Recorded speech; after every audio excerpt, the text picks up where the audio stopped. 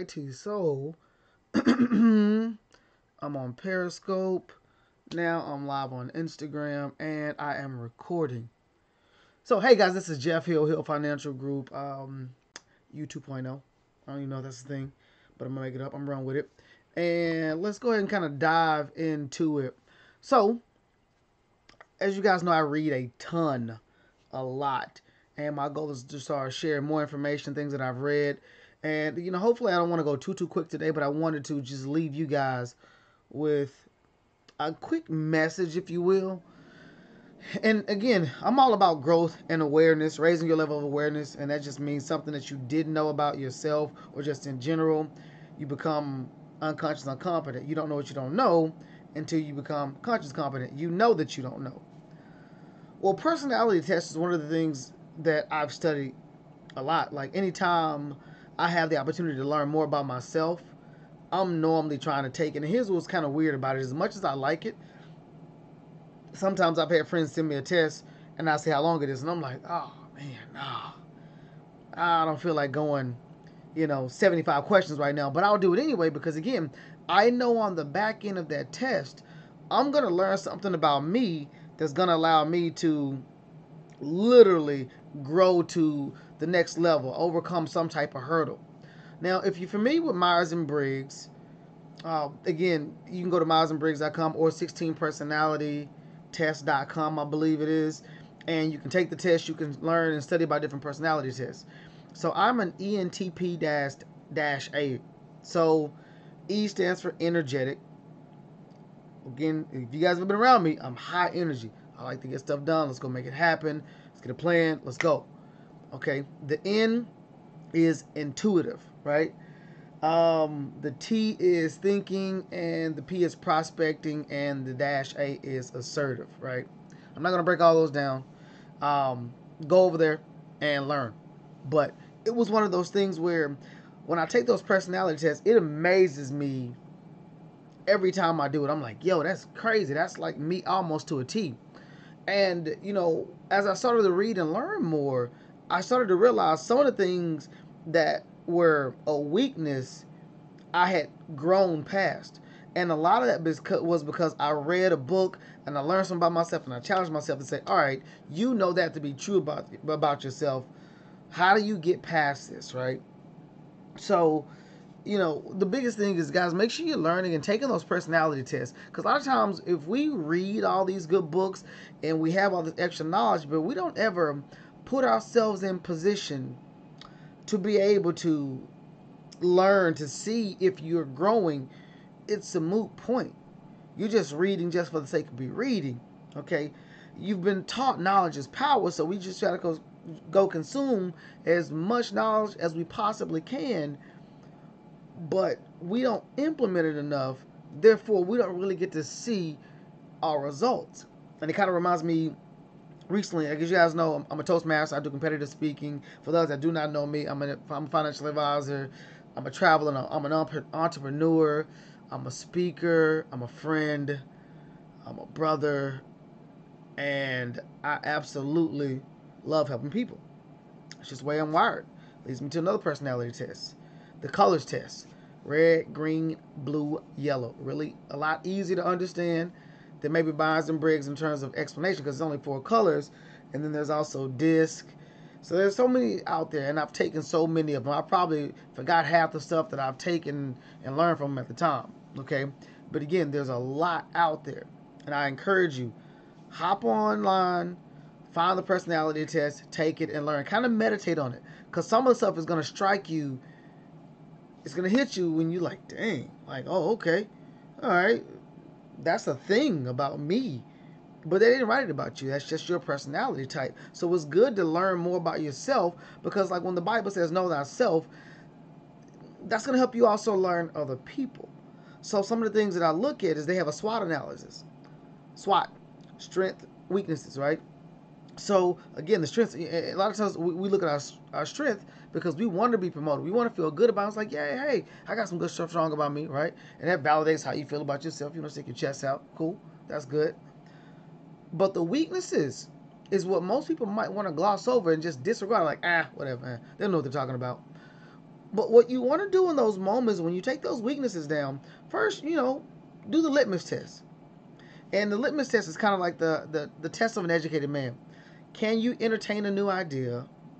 Can you entertain a new person? And can you entertain yourself? So when you're learning about the personality test, especially when you get to the weaknesses, go through it. Don't just automatically dismiss it because it's a weakness. See if there's anything in you that identifies that, and if it is, that's a focal point that you can maybe pick a book up on and read. Like ENTPs, we are not necessarily emotionally connected. We're more logical a lot of times in our thinking and what goes on in our life. So for us to be given the task of emotional vulnerability or whatever, that's not natural for us, right? That's something we have to work on. But if we work on it and we expose that part of you, you can't mess it up. Because we've gotten out of our shell to appease you, and you didn't do the same thing. We're really quick to be like, done. If you trying to argue or and you can't put a point together, we'll dismiss you really, really, really fast. And you might know friends about that. What I like about the test is it's broken down into sections. And when you see what I'm talking about. So it'll tell you, this particular person, how they in careers, how in the relationships, how they're in friendships, how are they, in romantic and intimate situations, how are they with workplace habits. So the more you learn about yourself, then you can start to see some of the other characteristics in other people, and it helps you become a better person. So maybe now hey Stella, how are you? Well, if a red is talking to somebody who's a yellow, who's more crayons and unicorns, they care about animals and people and nature and what, I have no idea. But I can start, the more I start to learn, I kind of trace back different things in my life, and again, it helps reinforce the learning of who you are and why you think the way you do. So I'm working on another book, and I'll probably put this in the speeches as well, but it's talking about the personality test and the things I've learned along the way, and how I can go back to certain memories as a child and think like, oh, that's why I maybe reacted that way, or that's why I processed this. And most people, I don't know how connected you are. And maybe it's because I am an ENT, I have these traits that I can go back to those moments. And we like the challenge of trying to figure stuff out. Like, how does it work? Like, wait a minute. Like, don't just gloss over that. Like, I'm curious, and I really, really, really want to know. Especially with me, when it comes to processing information, I really want to know sometimes how your mind is wired and why you came up with a particular solution or an answer to something. I'm like, what was the logic behind that? Like, what were you thinking when that came out of your mouth? Like, did you, And I know one of the things I have to work on is I developed this thing where I show my facial expressions a lot, and sometimes it's in sheer astonishment at some of the things that people say or do, and I'm like, what? Like, oh, how did you? And I've had friends that kind of call me out on that. So that's things that I have to work on, is more patience, more understanding in those moments. If somebody maybe they don't come from that background where, as an ENTP, that means I'm a debater. Now, I was talking to a friend, he's a flat earther, right? And we were going back and forth, and he doesn't understand my personality type. So I've studied a lot of stuff in flat earth, and I've defended the globe model, and I've also studied things on the globe model, and I've defended against the flat earthers, right? So, vice versa. I've done both, and I like to really deep dive in something and really take an opposing view and argue as if I believe in it, just for the thrill of the debate, and see how well people construct arguments. And because I thought how they thought, I have countermeasures in that conversation to stump them. Weird, right? But again, that's something that I know about myself. And then it's funny when I jump back and I'm arguing with somebody, again, which is just flat earth as a topic, and they don't know my background, they don't know much I've studied, they don't know that some of the stuff that they've raised as points, I agree. And I'm like, oh, Okay, I see where that's the thing. I don't know. I don't know the answer. I would love to know. And because I don't know, I'm okay with questioning. Again, I don't mind challenging people who feel they have an authoritative figure. I don't mind challenge. I've never mind challenging people because I feel like that's how you grow when somebody challenges you. So I know that's a kind of a bad thing sometimes because I can take it to the extreme, and that's something that I learned about myself. But again, if if I don't learn it, there's no way I can grow, right? So I'll wrap this up and say this. Make sure you are taking the time to do personality tests. And as you grow and read more books, it's okay to go back and see if you scored differently on some of the things. Some of them are weighted numerically, so your numbers can change, especially like with the colors test. That one takes maybe 15 minutes. I might have been, 15 this and 7. Well, I mean, they're a lot higher than that. But again, over time, as I've gotten around different people with different social styles, I've learned how to feed off the energy and grow through their experiences and say, oh, that's how you care about people. I need to show more of that. I need to model more of that behavior because a lot of this stuff is characteristics and behavior. So you do the actions enough, it becomes behavior, and the behavior creates a character, right? But again, there's a system or an order of operations of things that go in line. Thoughts turn into actions, turn into behaviors, turn into character, that kind of thing, right? So you got to learn that you got to keep growing through this. And I'll leave you with that, guys. So I'm actually going to pop back on here and record a different video.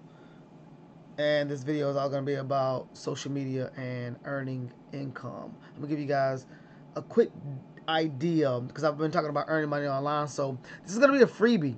So when I say like bonus training, I mean bonus training. Alrighty.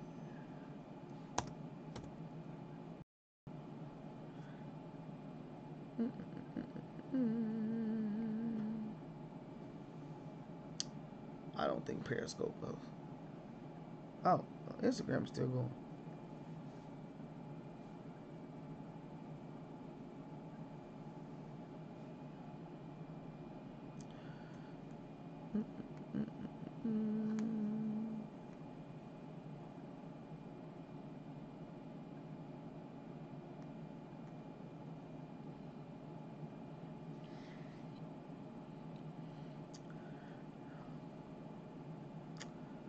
All right.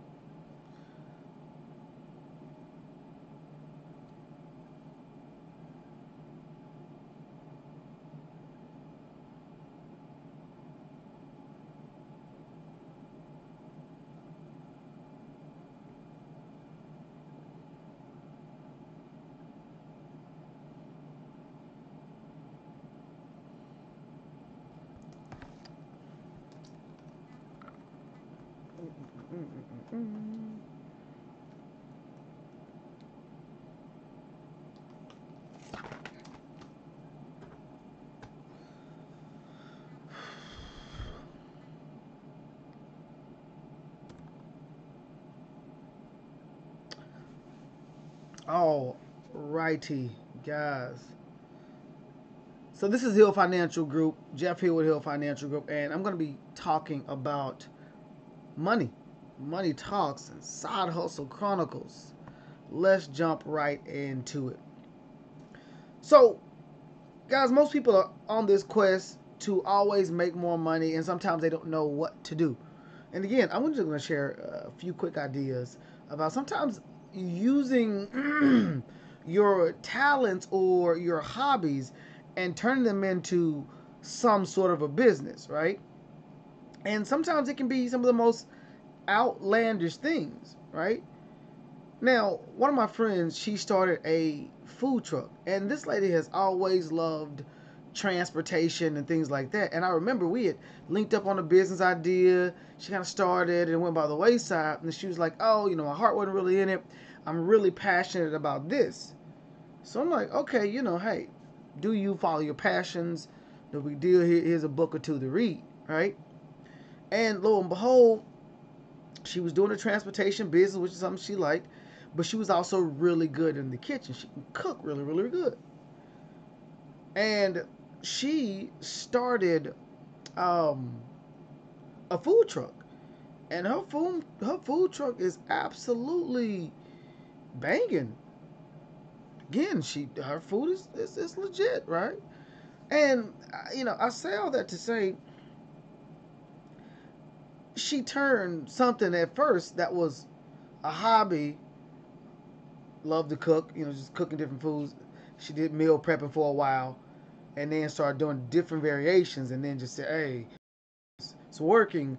Let me parlay this into a food truck." Bam. So think about some of those things that you like to do. Now, I'm getting ready to take a trip to Europe starting off in January. This past summer, I did Southeast Asia. Typically, before that, I was doing a lot of, Caribbean, Mexico, Jamaica, Dominican Republic. I was doing a lot of that stuff, like a lot. And all my friends like, "Oh, get rid of get rid of the Caribbean, go to Southeast Asia, yada yada yada." And I'm like, "All right, cool."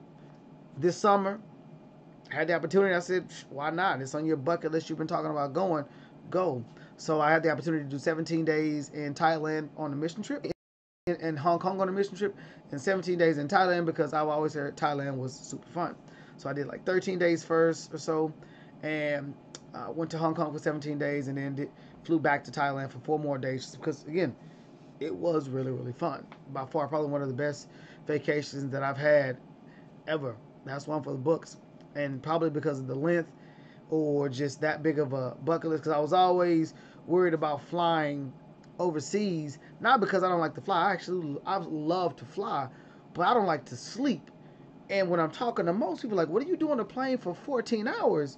They're like, "Oh, just sleep." And you're talking to somebody who I've gotten better with this now, but I was probably getting 3.5 to maybe 5.5 hours of sleep. So imagine being on the plane for 3 times that. My first flight to LA, I flew from Dallas to LA, and I woke up well rested, and was like, "Yeah, man, like, okay, we about to land, right?" And it's like, "Oh, you still got 3 hours left, or 2.5, whatever it was." And that blew my mind because I thought I slept the entire time. I'm thinking we finna descend within the next 20 minutes. I missed all the refreshments. Let's go. And that was not the case. So I'm sitting there like, the big bug eye emoji, like, uh-oh, what am I finna do now? And of course you can read, you got movies, that kind of thing. And again, you got a lot of stuff to entertain you.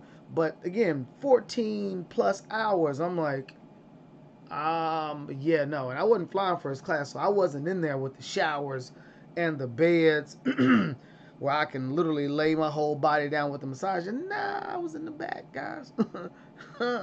Nah. So I'm back there, and the flight wasn't as bad as I thought. Again, the planes are really comfortable flying that high.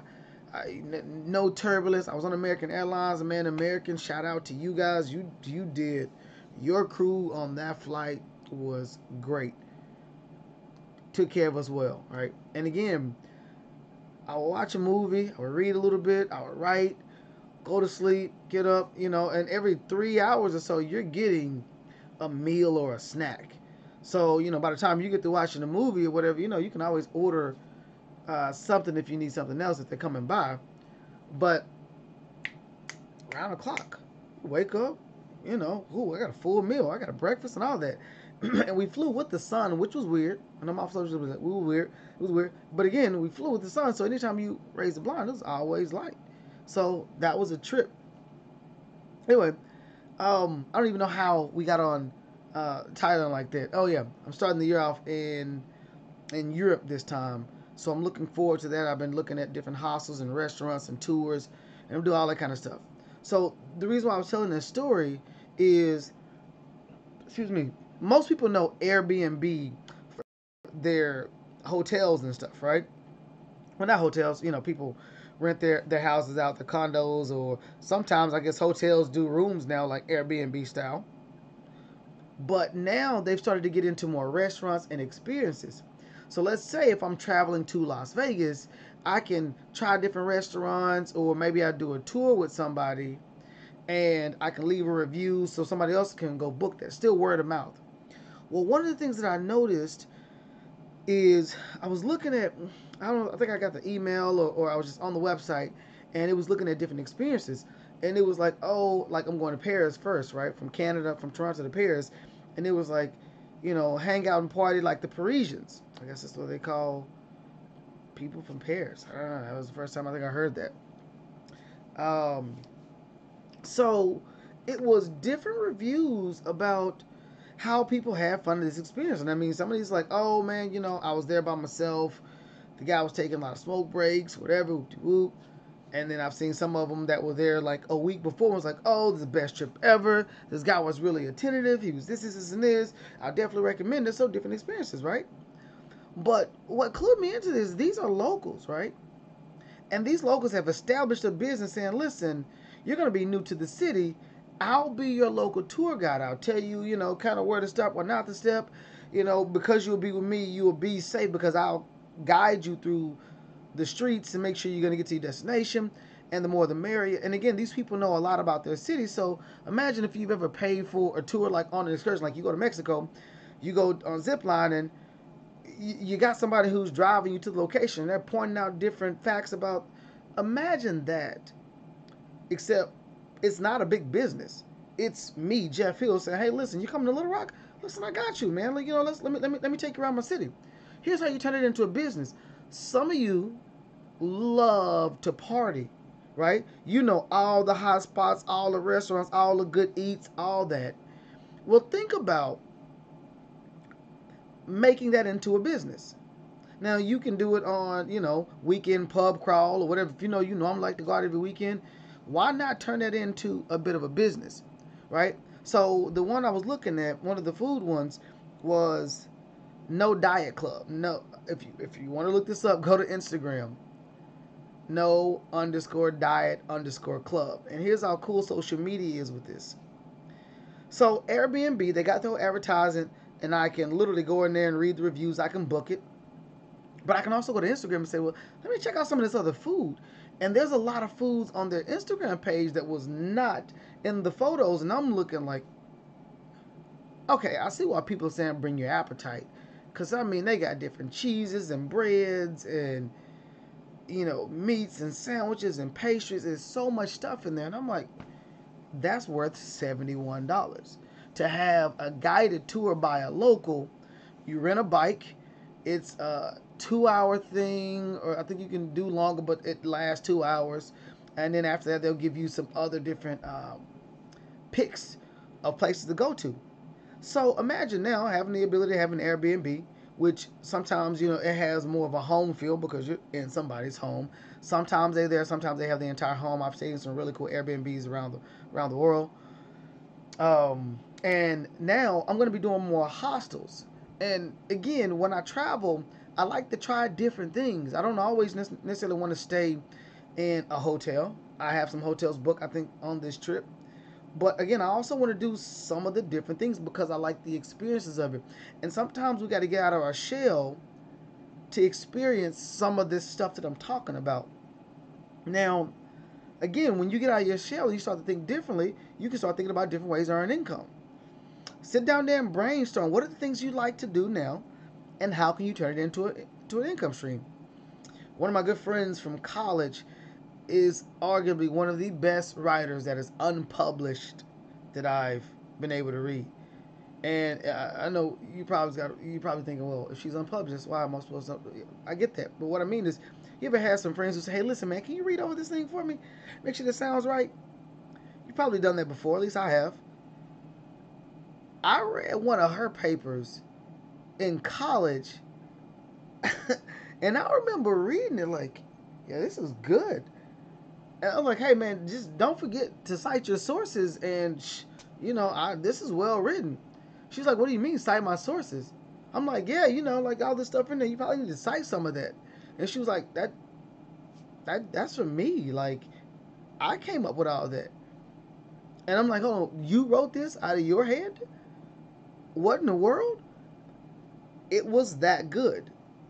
Now, not the best grammarian, not the best person in English, but sometimes when somebody writes something that's good. Like, you've read a book and you're like, "Man, that was well written," or you've heard somebody speaking, "Oh, that was well said." She was good. She was that good. And I'm like, "Lee, you need to be writing, editing, something like that." And she's like, "Oh, well, thank you, but never did anything with it." Now I have a book that's been written, and I don't feel it. It's okay. There's some parts in it, but I don't think it really captures the essence of what I'm trying to capture. So I sent it over to her. I was like, "Listen, here's the audio I want you to listen to, and I want you to read this. I want you to see where and how can we wordsmith this."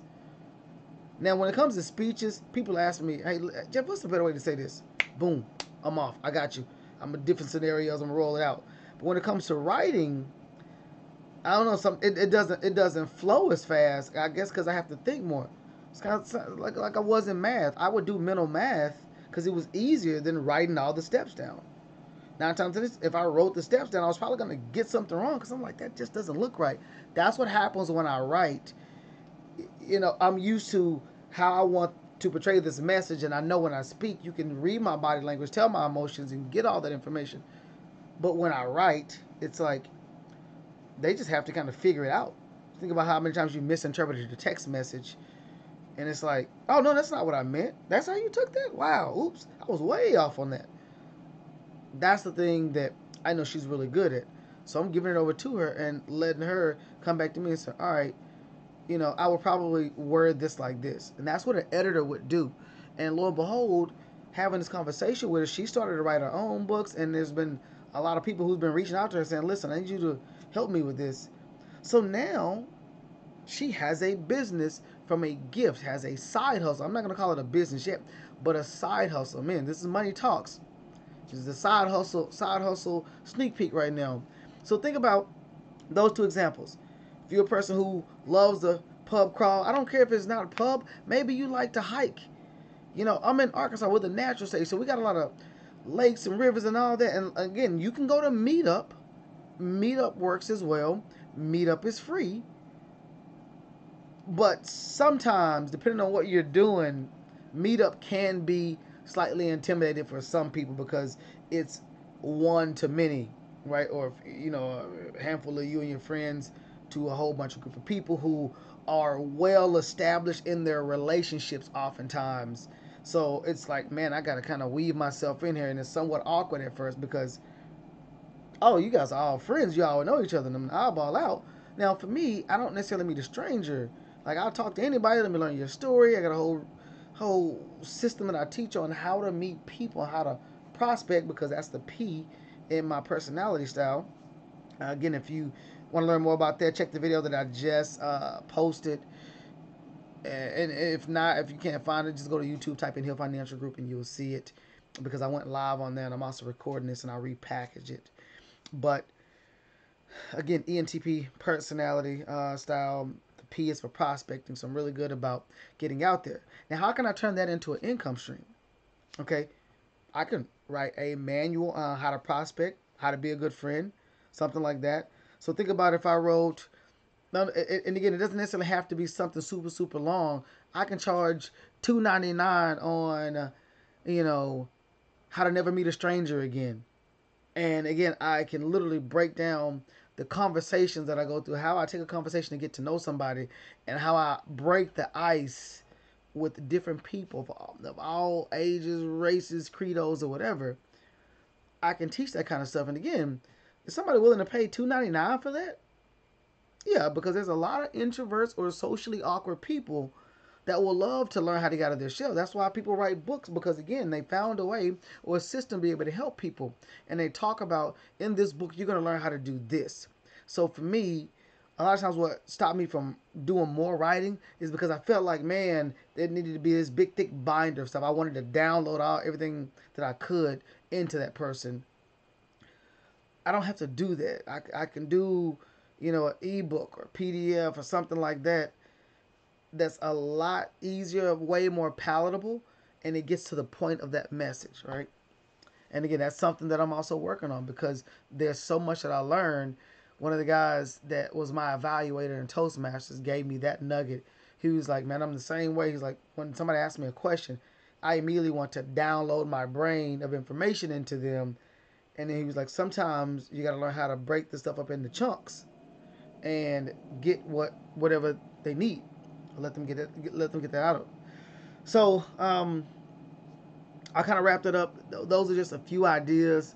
Of course, you have stuff that you can do in terms of, Uber and that kind of thing. But again, I'm talking, what can I do that's more of you, more of your own brand? How can you learn how to make an additional extra stream of income by doing something that you already love? Most people don't necessarily do Uber because they like to drive. They might like the interaction with people, or they might grow to love that.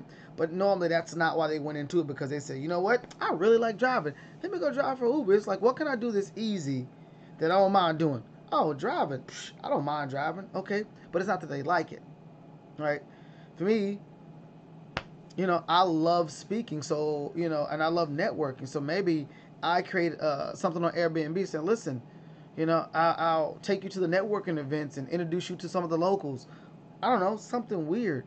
Or, I'll be your, your local for hire, so to speak, and I'm gonna take you around. Now, at $71 a head, think about if they only had 10 people on that tour. That's $710.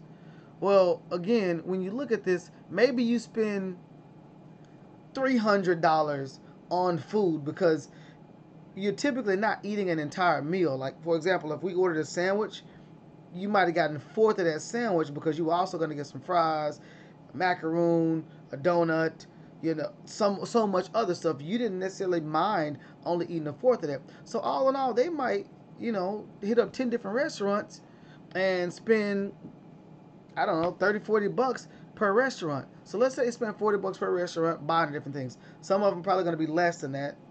Okay, but on average $40. 10 restaurants over a 2-hour period.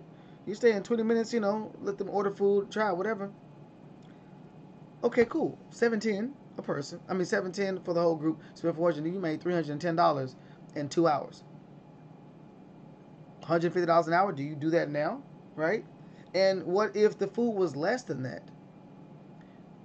Because again, for them, their goal is to get at least like 10 to 15 people or something like that, and they cap it off at that. Because I guess they don't want the group to get too big to where you're trying to shout to the people in the back, that kind of thing.